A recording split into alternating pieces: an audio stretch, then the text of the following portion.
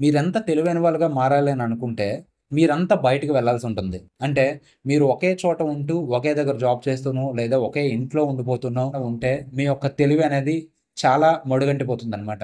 But మీరెప్పుడైతే మీ యొక్క సెల్ఫ్‌ని బయట ప్రపంచానికి ఎక్స్‌పోజ్ చేస్తారో, రకరకాల సిట్యుయేషన్స్ ఫేస్ చేయడం, రకరకాల మనుషులతో మాట్లాడడం, రకరకాల కొత్త కొత్త విషయాలు నేర్చుకోవడం చేస్తారో, వీటన్నిటి ద్వారా మీకు వచ్చే రకరకాల అనుభవాలు ఏవైతే ఉంటాయో, మిమ్మల్ని తెలివైన వాళ్ళుగా మారుస్తాయన్నమాట. మీరు చూసుకున్నట్టయితే ఒక 3 ఇయర్స్ బాయ్‌కి, ఒక 30 ఇయర్స్ బాయ్‌కి చాలా డిఫరెన్స్ అనేది ఉంటుంది ఈ తెలివిలో. ఒక 3 ఇయర్స్ బాయ్ అనేవాడు తనకేమీ తెలియదు గాబట్టి, ఎవరు ఏ పని జెప్పినా సరే ప్రతీది చేసేస్తూ ఉంటాడు. తనని మోసం చేయడం అనేది చాలా ఈజీ. బట్ ఒక 30 ఏళ్ల వయసొచ్చిన ఒక మనిషిని మోసం చేయాలనంటే అదంత ఈజీ కాదు. ఎందుకనంటే అతను అప్పటి వరకు పెరిగిన వాతావరణం, చూసిన మనుషులు, ఎదుర్కొన్న పరిస్థితులు ఇవన్నీ ఏవైతే ఉన్నాయో ఆ పర్సన్‌కి చాలా నాలెడ్జ్ అండ్ అవేర్‌నెస్ ఏది మంచి, ఏది చెడు అని ఆలోచించగలిగే ఇంకిత జ్ఞానం అనేది ఈ సొసైటీ, ఈ పరిస్థితులు అనేది చాలా నేర్పిస్తాయన్నమాట.